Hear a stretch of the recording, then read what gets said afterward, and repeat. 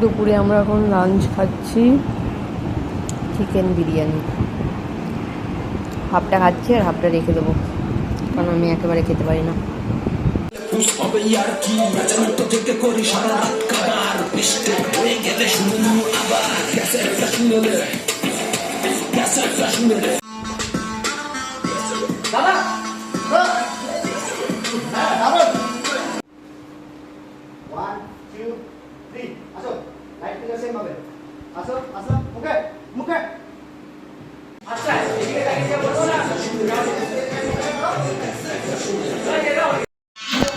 আচ্ছা, কানের দুল কেউ দেখেছো নাকি?